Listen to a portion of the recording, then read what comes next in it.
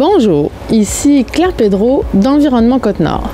Aujourd'hui, on parle d'un concept simple qui existe depuis longtemps et pour lequel il existe un grand potentiel pour la Côte-Nord, l'économie circulaire.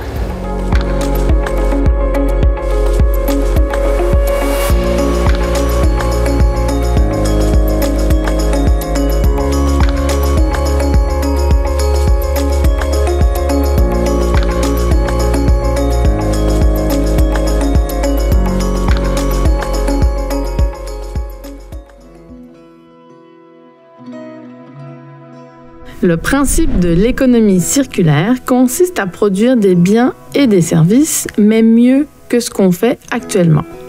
On pense cette production de la conception jusqu'à la fin de vie du produit, en portant attention, à chaque étape, à limiter au maximum la destruction des ressources naturelles et la production de déchets, appelés également matières résiduelles. Prenons un exemple, un téléphone intelligent. Tout au long de son cycle de vie, c'est-à-dire depuis l'extraction des matières premières pour sa fabrication, en passant par son utilisation, jusqu'au moment où il n'est plus utilisé, le téléphone va avoir un impact environnemental. C'est d'ailleurs l'étape de fabrication qui représente une partie importante de cet impact. Pourtant, en mettant en place certaines stratégies, simples et parfois plus économiques, il est possible de le réduire fortement. On peut penser à acheter un téléphone reconditionné au lieu d'un neuf ou à allonger la durée de vie de son téléphone, par exemple en le faisant réparer.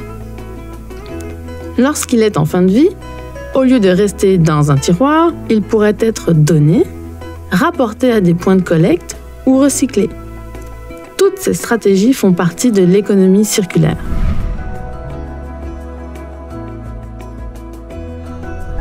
En 2021, Recyc Québec et Circle Economy ont dévoilé un rapport de référence dans le domaine. Le constat de ces organismes est que notre économie est circulaire à seulement 3,5%. Cette information constitue une base et un outil pour calculer les progrès au cours des prochaines années. On y apprend aussi que la quantité totale de matières résiduelles produites au Québec s'élève à 16,2 millions de tonnes, soit près de 2000 kg par habitant, dont le tiers finit à l'enfouissement.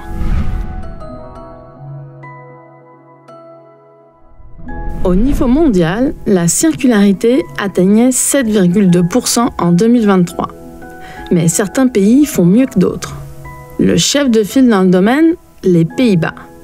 Près du quart de son économie est circulaire. Différentes études ont démontré les impacts positifs qu'augmenter notre circularité pourrait avoir, autant sur l'environnement que sur l'économie.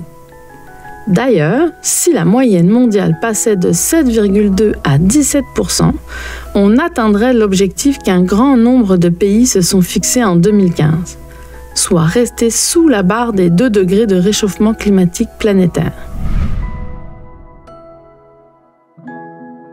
Pour aider à protéger nos ressources et à réduire nos déchets, chaque geste compte.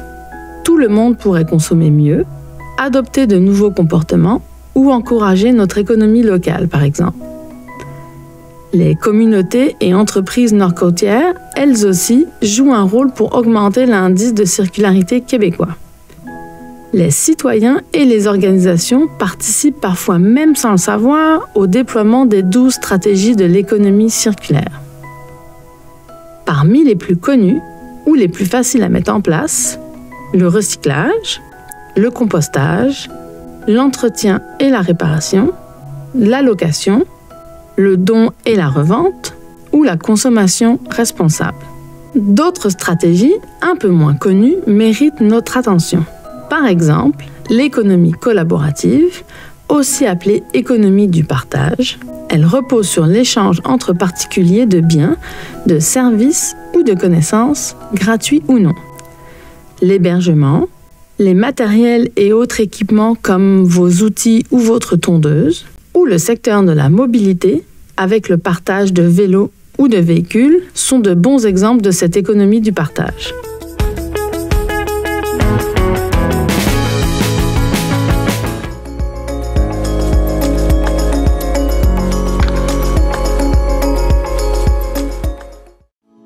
J'ai le plaisir de discuter avec Mélanie Dorion, directrice à Ressources de réinsertion Le Phare à Port-Cartier. Elle va nous présenter l'envers du décor d'un écocentre et nous allons essayer de comprendre toutes les solutions d'économie circulaire auxquelles tout le monde peut contribuer qui sont mises en place ici. Est-ce que tu pourrais nous expliquer quelle est la mission du Phare et quelles activités ont lieu ici? Oui, tout à fait. La mission du Phare, à l'origine, c'est de créer des emplois pour des personnes ayant diverses limitations. L'entreprise a été créée en 1998. Maintenant, elle comporte 75 employés. Et il y a 3 divisions, si je peux dire. Nous avons le centre de tri, nous avons le magasin de réemploi, qui sont par ailleurs souvent publicisés, et aussi l'écocentre. Je pourrais aussi ajouter un autre aspect de la mission qui est très important au niveau de ressources de réinsertion Le Phare, c'est que depuis 1998, d'entrée de jeu, on a une spécialité dans la revalorisation du bois d'œuvre. Et à l'écocentre de Port-Cartier, d'ailleurs, on a fait beaucoup de changements durant l'été, on reçoit énormément de matières ligneuses avec lequel on peut alimenter notre chaudière à biomasse qui chauffe nos différents bâtiments, dont le centre de tri, l'écocentre et aussi notre entrepôt qui, dans le fond, qui reçoit les ballots de matières résiduelles. Donc, c'est très intéressant, c'est innovateur. On est la première entreprise sur la Côte-Nord à avoir fait ce saut-là. Donc, je pense que c'est important de le mentionner aussi. À partir de janvier 2025, on parle de moderniser la collecte sélective au Québec avec de grands changements. Est-ce que tu pourrais nous expliquer comment ça va affecter Ressources de réinsertion Le Phare et aussi les citoyens et de quelle façon? Certainement. Premièrement, c'est une réforme majeure. C'est un très grand projet, un très beau projet qui a pour but ultime d'améliorer la qualité de la matière qu'on récupère. Les joueurs, les acteurs majeurs dans le cadre de cette réforme-là sont Éco-entreprise Québec et Consigne Action. Les citoyens vont être surtout appelés à partir de janvier 2025 à changer ou à bonifier leur façon de procéder pour le tri à la maison, donc le bac impact. Ça va vraiment être maintenant Éco-entreprise qui va faire toute la publication. Donc, à ce niveau-là, Impact, Ressources de réinsertion Le Phare, qui, depuis des années, depuis début 2000, s'occupait de faire la publicité puis encourager les gens à avoir des façons de faire optimales pour recycler, puis avec les municipalités. Donc, à partir de janvier 2025, ça va être le gouvernement via Éco-entreprise qui va s'en occuper. Et à partir de mars 2025, ça va être Consigne Action, avec la consigne élargie dont tous les contenants de boissons vont maintenant pouvoir être consignables. Donc, ça va être intéressant pour les citoyens parce qu'ils vont être récompensés pour améliorer leur tri, mais ça a quand même un impact majeur pour l'ensemble des industries dans la gestion des matières résiduelles, y compris le Phare. Donc, on comprend qu'il va y avoir des changements de comportement peut-être pour les citoyens à adopter. Tout à fait. C'est clair qu'on peut s'imaginer d'entrée de jeu que de maintenant tout consigner, donc tout rapporter les contenants dans des points de dépôt, ça va demander un effort supplémentaire aux familles, c'est clair. Par contre, c'est consignable, donc ils vont avoir un retour direct. Et à notre niveau, à nous, au niveau de Ressources de réinsertion Le Phare, on aimerait faire partie de la nouvelle dynamique en accueillant toute cette matière-là à notre écocentre de Port-Cartier comme site de transbordement pour la région. Est-ce que tu voudrais rajouter quelque chose, Mélanie? Oui, certainement, merci. Mais j'aimerais en profiter pour mentionner que, mis à part le fait qu'effectivement le Phare est dans les journaux, on parle beaucoup de la réforme, de l'impact que ça va avoir sur l'entreprise, notre pérennité est assurée. Donc, on est en très bonne relation avec Éco-entreprise Québec, puis on va pouvoir continuer à être des partenaires, puis à garder notre belle entreprise régionale. Donc, ça, c'est une très bonne nouvelle pour nous. Parfait. Merci beaucoup, Mélanie, d'avoir pris le temps de discuter avec nous de Ressources de réinsertion Le Phare. Ça me fait bien plaisir. Est-ce que tu pourrais nous expliquer qui peut venir au Phare et avec quelle matière? Dans le fond, toutes les personnes qui peuvent venir au Phare en premier, ce sont les citoyens qui peuvent venir avec des produits chimiques, du bois, des meubles qui peuvent donner ou des affaires qui sont bons pour la récupération du magasin qui peuvent être revendus. Un peu de tout. La seule chose qu'on accepte tous, c'est les poubelles. Dans le fond, la bouffe puis tout va directement pour les sites d'enfouissement dans les conteneurs verts, mais seulement les compagnies peuvent venir aussi, mais avec un permis de la ville de Port-Cartier pour dépôt sec, puis que les autres, c'est des compagnies, c'est les seuls qui payent. Dans l'environnement de l'écocentre, est-ce qu'il y a des défis à opérer un système comme ça? Oui, le plus grand défi qu'on a comme employé, c'est que des fois, on dessert beaucoup de monde. C'est comme là, présentement, en été, j'ai eu à peu près 8000 personnes dans tout mon été qui ont passé ici.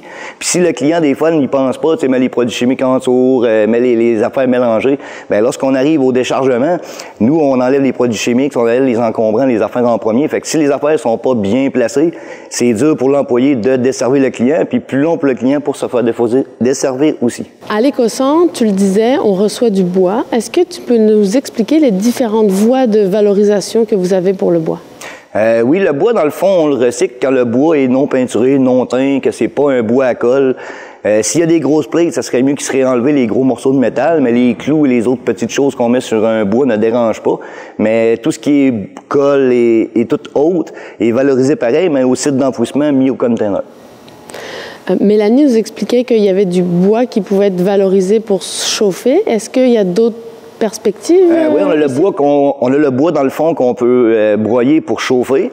Puis en été, on a les résineux puis les sapins qu'on a aussi, qu'on passe au broyeur, qui font comme le pays que le monde ramasse l'été pour mettre dans des jardins, mettre un petit peu partout.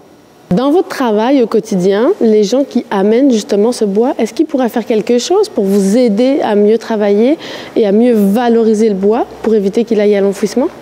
La seule chose qu'on peut faire tellement pour valoriser le bois, ça serait plus un peu, tu sais, que le bois qui est non peint puis qui est bon pour le recyclage, qui va au broyeur, soit mis sur le dessus des voyages au lieu d'être mêlé à travers le bois qui est non recyclable, qui va plus aux déchets, parce que si c'est mélangé, c'est un petit peu plus dur à sortir le bon du mauvais des fois. Donc, est-ce qu'on pourrait dire que les gens pourraient arriver avec un certain classement quand ils amènent? Oui, un certain classement, en voulant dire que ton bois qui est non teint, non peinturé, qui n'a pas de colle, même s'il y a des petits clous, peut être sur le dessus, tu jettes ton bois, puis quand tu arrives sur la deuxième côte, que là, tu arrives pour où sont les déchets, ben là, ton bois qui est peinturé, teinturé, ben il va être mis dans ces autres conteneurs-là. Parfait. Est-ce qu'il y a quelque chose que tu voulais rajouter quand tu parles de l'écocentre? Non, ça va quand même assez bien. T'sais, le monde recycle quand même assez bien, mais c'est le temps des fois que le monde s'habitue des fois au classement, puis avec les produits chimiques, puis on a beaucoup de choses où on se passe pareil dans une année. Merci beaucoup, Jonathan. Merci beaucoup. L'exemple de ressources de réinsertion Le Phare nous permet de mettre de l'avant les principes d'économie circulaire suivants: le recyclage, la valorisation et le don et la revente. Dans son bilan 2021, Recyc Québec avait répertorié 393 écocentres sur le territoire québécois. On y apprend aussi que les écocentres répondant au bilan ont reçu 648 000 tonnes de matière cette année-là.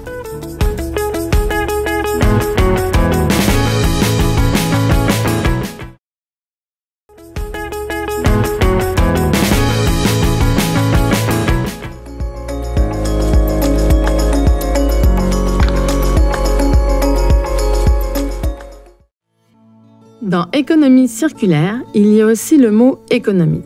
Ce concept peut constituer une stratégie d'affaires pour certains organismes ou entreprises, engendrant la création d'emplois spécifiques ou de nouvelles entreprises, tout en ayant un impact positif sur notre environnement. Je discute avec Stéphane Marchand, directeur chez Recyc et Fripp. Est-ce que tu pourrais nous expliquer quelle est la mission de Recyc et Fripp? Recyc et Fripp, en le fond, 2 missions. Aider les démunis tout en préservant l'environnement. Quand on dit aider les démunis, c'est qu'on offre des choses de base, des vêtements, de la vaisselle, plein de choses, de la literie, à des gens dans le besoin. Par exemple, les sinistrés de la rue Regnault, il n'y a pas longtemps, c'est nous qui les avons rééquipés. Les immigrants qui arrivent ici et qui n'ont pas de logement, qui n'ont pas ces équipements-là, c'est nous également qui le fournissons. C'est un service gratuit qu'on offre, là, que tous ceux qui sont référés par un organisme communautaire ont droit à ça. La préservation de l'environnement se fait en bonne partie parce que des gens nous apportent des dons, bien, on évite que ces dons-là soient enfouis. Donc, on leur donne une deuxième vie autant que possible. Est-ce que tu peux nous expliquer quel type de matière vous recevez et puis en quelle quantité? Enfin, on reçoit de tout. Tout ce que vous pouvez imaginer. Là, la grande majorité de ce qu'on reçoit, c'est des vêtements. On reçoit beaucoup de vaisselle également. On reçoit des livres en quantité, des jouets. Des jouets, on en a. On les donne depuis 16 mois, on donne tous les jouets et ils se remplissent tout le temps. L'année passée, en 2023-2024, on a reçu 180 tonnes au total, dont 160 tonnes de vêtements. Le reste, c'est des livres, de la vaisselle, beaucoup, de la literie, des jouets. Ce qui est intéressant de noter aussi, c'est qu'il y a 4 ans, on était à 110 tonnes de réception de dons. On est passé l'année suivante à 130, à 180 et l'année en cours, 2024-25, on dirige à 210 tonnes. Fait qu'on a pratiquement doublé en 4 ans la réception des dons. On espère beaucoup qu'il y a une corrélation de beaucoup moins d'enfouissement parce que les gens donnent beaucoup plus. On n'a pas ces chiffres-là. Mais notre espoir, c'est que parce que les gens nous en apportent de plus en plus, bien, ils en jettent de moins en moins. Stéphane, est-ce que tu peux nous expliquer à partir du moment où, comme la matière principale que vous recevez, c'est des textiles, des vêtements, qu'est-ce qui se passe à partir du moment où quelqu'un apporte ses vêtements usagés? Qu'est-ce qui se passe? Bon, ici, le mode de réception principal, c'est les réceptacles qu'on appelle des cloches qui sont à l'extérieur. Donc, les gens peuvent venir 24 heures sur 24, 7 jours par semaine, déposer des vêtements dans ces cloches-là ou des choses qui ne sont pas fragiles, parce qu'en tombant, on ne voudra pas qu'ils se brisent. Sinon, le restant de la semaine, on est ouvert, mais on est prêt le samedi de 10h à 15h. On a toute l'équipe pour recevoir. On reçoit un sac, ben on le rentre, on le pèse. Tout ce qui rentre ici est pesé. Tout ce qui sort est pesé. Fait qu'on connaît le pourcentage de ce qu'on réutilise, ce qu'on recycle exactement grâce à ça. Ça facilite, entre autres, nos demandes de subventions parce qu'on a des données précises. Fait que le sac rentre, il est pesé. Il y a un premier tri qui fait, est-ce que c'est des vêtements, des livres, de la vaisselle, parce qu'on peut placer ensuite le contenu à différents endroits. Puis vous voyez l'entrepôt, il y a toutes sortes de choses, mais c'est classé. Malgré l'apparence de désordre, il y a un classement dans tout ça. Et après ça, il y a un tri qui se fait en se disant, est-ce qu'on peut mettre ça en boutique, le revendre, parce que l'état est adéquat, satisfaisant. Sinon, notre plan B à nous aussi, c'est de l'envoyer pour faire un recyclage. C'est des tapis d'auto et des tissus de siège d'auto à Montréal. Fait qu'on tente de pas rien jeter autant que possible. Puis pour vous donner une idée, on recycle et réutilise et revend 90% de ce qu'on reçoit. On a une perte qui est enfouie, qui est à 10% présentement. On espère l'an prochain baisser ça à 5%. Puis éventuellement même continuer à le baisser. Là. Fait qu'on a je dirais que les gens sont de plus en plus soucieux de donner au lieu de jeter, c'est très bien. Mais nous, il faut qu'on ouvre des options à ça, il faut qu'on trouve qu'est-ce qu'on peut faire avec ça. Et là, c'est des beaux défis parce qu'on est en région éloignée. On n'a pas accès aux services de Montréal, aux entreprises et tout ça, mais on est dans la bonne voie et on travaille fort là-dessus. Et concernant le textile, est-ce qu'il y a des quantités par rapport à ce que vous recevez de matières qui sont acceptables par rapport à ce qui n'est pas acceptable, comme abîmer, ce genre de choses? Oui, sur le 160 tonnes de vêtements qu'on reçoit, on a à peu près 140 à 145 tonnes qu'on peut revendre. Puis le restant qu'on doit envoyer pour faire de la guenille ou faire des tapis, tout ça. Fait que les gens sont, je dirais, sont très bons. On ne reçoit pas beaucoup de choses qu'on ne peut pas revendre. Puis ce qu'on ne peut pas revendre, de toute façon, on a notre plan B. Là. Fait que depuis qu'on a notre plan B en juillet 2023, bien, on est passé de 55 tonnes d'enfouissement à moins de 8 tonnes. Là. Fait que cette progression-là est intéressante aussi. Puis c'est tout à fait dans le cadre de notre mission là, de préserver l'environnement. Si les citoyens devaient faire un geste pour favoriser une industrie textile qui soit plus circulaire dans la région sur la Côte-Nord, qu'est-ce qu'ils devraient faire? Bien, le premier geste, selon moi, ce serait de tenter de trouver du seconde main. Il y a plein de choses seconde main à cette île qui sont vraiment intéressantes. Les gens qui n'ont pas eu la chance de venir encore en boutique, venez voir. Je veux dire, on a des choses vraiment intéressantes. On a beaucoup, de plus en plus, de vêtements flambant neufs qui nous arrivent de gens qui les ont achetés sur Internet, mais que ce n'est pas la bonne grandeur. Fait qu'ils nous le rapportent. On a encore l'étiquette. On a aussi les dons de magasins. Les magasins de cette île, quand ils arrivent à la fin de la saison puis ils n'ont pas réussi à vendre certaines lignées de vêtements, bien, nous les donnent. Fait que nous, on peut les offrir. Fait qu'on a des très belles choses, neuves, usées. Ça, c'est la première chose que je pense que les gens devraient faire. Puis, si je peux me permettre d'aller plus en amont, acheter intelligemment. Le vêtement que tu vas acheter, tu vas le payer tant, tu vas le porter combien de fois? Puis il y a des statistiques sur Statistique Canada qui sont vraiment intéressantes. Là, je ne veux pas dénigrer les femmes, jamais de la vie, je ferais ça. Mais une femme qui achète un vêtement de 800 $ et plus, selon Statistique Canada, va le porter moins de 3 fois dans sa vie. C'est une réflexion à faire. Est-ce que ça, c'est un achat intelligent? Je ne suis pas certain. Ici, on reçoit des robes de bal, des robes de mariée. C'est super, elles sont en très bon état. Puis on les revend ou pour des pinottes, là. On a des robes qui valent 1500, puis on les revend à 50$. Là. Fait qu'on, je pense que les gens doivent être sensibilisés, un, à acheter intelligemment, puis deux, avant de dire j'ai absolument besoin de neuf, y a-t-il quelque chose d'usagé dans la région qui est disponible? Il y a bien des gens qui sont surpris la première fois, qui viennent en boutique, puis regardent ça, puis disent oh, mon Dieu, je pensais pas qu'on avait ça ici. Là. Tout ce qui est mis là-bas en boutique, qui est mis en vente, a été vérifié. On n'a jamais un problème avec le vêtement. Il n'y a pas de déchirure, il n'y a pas d'usure, il n'y a pas de taches. Les fermetures éclairent, les boutons, tout est complet, tout fonctionne très bien.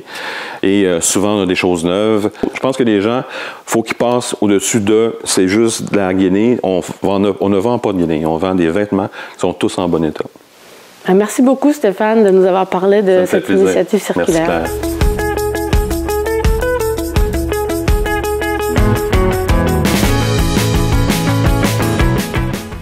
Tous les gestes comptent pour réduire notre empreinte environnementale.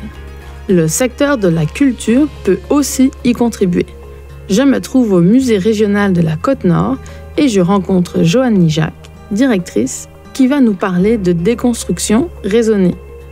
Est-ce que tu peux nous dire, dans le cadre de notre émission en économie circulaire, quel est le lien entre votre exposition, votre nouvelle exposition permanente et l'économie circulaire?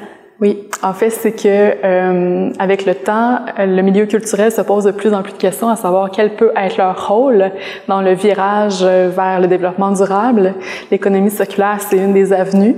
Donc, dans notre cas ici, pour l'exposition permanente, on s'est posé des questions sur le démantèlement de l'ancienne exposition et sur la construction de la nouvelle. Donc, on s'est posé d'abord des questions sur la déconstruction, la démolition. On s'est demandé comment on pouvait ne pas aller vers le lieu d'enfouissement technique, donc rediriger certaines matières. Pour ça, on a premièrement sondé quels étaient les matériaux qu'on avait dans l'exposition. On a essayé de voir avec le centre de réinsertion, le Fort à Port-Cartier, si c'était possible de détourner certaines matières vers leur écocentre. Avec le trajet à faire, malheureusement, le bilan carbone n'était peut-être pas l'idéal. Donc, on s'est questionné à savoir, est-ce qu'on peut peut-être écouler certains matériaux dans notre entourage immédiat? Donc, on a fait un appel à tous sur Marketplace où on a annoncé les matériaux qu'on avait disponibles et on a eu une excellente réponse. Donc, il y a beaucoup de personnes qui se sont déplacées pour venir voir les matériaux, qui en ont pris de leur côté. Donc, et on devait aussi prendre le poids de tous ces matériaux-là parce que ultimement, on avait un but d'éducation. On voulait laisser savoir aux gens quel était le poids que représentait ce détournement de matière-là pour notre nouvelle exposition. Ensuite, dans la construction de la nouvelle exposition, on s'est questionné aussi sur les matériaux qu'on souhaitait. Donc, ce que vous voyez autour de nous, les mobiliers, c'est en bois. C'est du bois qui est certifié FSC. On sait que le bois séquestre le carbone, donc nécessairement, il y a un impact aussi sur notre bilan carbone. On a aussi choisi une quincaillerie allégée pour qu'à la fin de durée de vie utile de l'exposition, on puisse démanteler l'exposition de façon plus facile, si on veut. On a aussi choisi le même éclairage qu'on avait auparavant pour éviter encore là des déchets. Puis éviter aussi des coûts supplémentaires, là, nécessairement. On a choisi aussi des équipements technologiques low-fi. Donc, on aurait pu choisir beaucoup plus d'équipements technologiques, mais on a décidé quand même d'y aller avec quelque chose de plus sobre. Est-ce que tu peux nous expliquer à travers cette démarche quel est l'impact que ça a eu concrètement pour le musée, que ce soit les employés, l'organisation ou même les visiteurs? Oui, bien premièrement, c'est sûr que ça nous a impliqués en tant qu'équipe dans cet exercice-là. Fait que déjà, c'est un premier essai, fait que ça nous a donné de l'expérience, si on veut. Il y a certaines personnes dans l'équipe qui ont contribué là, à la démolition de l'ancienne exposition, puis au tri aussi des matières, parce qu'on voulait vraiment trier comme dans une quincaillerie lorsque les gens venaient sur place pour que ce soit plus facile pour eux de repartir avec des matériaux qui leur servaient vraiment. Ensuite, ça nous a servi aussi dans l'exposition permanente parce qu'on voulait faire découvrir aux gens qu'à notre échelle, c'est aussi possible d'apporter des gestes et qu'est-ce que ça représentait ces gestes-là en termes de poids, puis en termes d'émissions équivalentes CO2 également. Donc, j'ai des petits chiffres pour vous qui peuvent être intéressants, là, qui sont aussi à quelque part dans l'exposition. Donc, en tout, on parle de 4300 kilos de matière qui ont été générés par la démolition de l'ancienne exposition. Là-dessus, il y a 55 55% des matériaux qui ont dû être redirigés vers le lieu d'enfouissement technique parce que malheureusement, on n'avait pas de débouché. C'est le cas, entre autres, pour le plancher en vinyle. Il aurait fallu aller vers l'Ontario pour trouver un débouché, donc juste le bilan carbone en transport, c'était pas adéquat. Et sinon, il y a 45% quand même des matériaux qui ont été réemployés. Ça correspond ça à 2300 kilos de matière. En émissions de kilos équivalent CO2, on parle d'un voyage en auto entre Sept-Îles et Montréal qui a été évité avec ces matériaux qui ont été redistribués. Puis on parle de 900 kilos équivalent CO2 à peu près pour la démolition. Plus largement, Joanie, est-ce que votre nouvelle exposition a une démarche plus globale qui correspond à une orientation que l'ensemble des musées à travers le Québec ou le Canada peuvent avoir? Oui, donc le Musée de la Côte-Nord, on est agréé comme institution muséale auprès du ministère de la Culture et des Communications. On est tenu d'avoir des orientations en développement durable et ultimement d'avoir une politique. On est en train de travailler là-dessus de notre côté. D'ailleurs, on a été appuyé par Environnement Côte-Nord aussi dans ce projet-ci. J'ai oublié de mentionner qu'Architecture sans frontières nous a aussi suivis tout le long du projet là, pour par exemple la prise de notes sur le poids des matériaux qui ont été détournés. Et donc, dans cette avenue-là, on doit porter des actions. Celle-ci a été une action. Puis, on souhaite également, vu qu'on s'adresse au public, démontrer aussi l'exemple à différentes échelles, de quelle façon on peut prendre action, on peut faire notre part envers les enjeux des changements climatiques.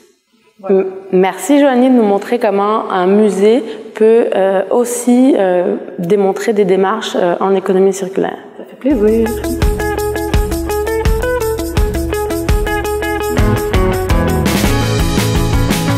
Que ce soit la population, des entreprises ou des organismes issus de différents milieux, nous pouvons tous faire une différence et aider au déploiement de l'économie circulaire sur le territoire. Pas seulement à Sept-Îles ou à Port-Cartier. La Côte-Nord rime avec pêche et produits de la mer. Un bon exemple d'économie circulaire, ce sont des usines de transformation qui envoient leurs résidus, appelés coproduits marins, auprès d'une entreprise de la Haute-Côte-Nord, Bionor, à Forestville. Cette entreprise les récupère et les intègre dans ses recettes de compost et d'engrais. Dans la région de Bécomo, des entreprises se sont regroupées autour de la microbrasserie Saint-Pancrace pour bénéficier de ces résidus de brassage, la drèche.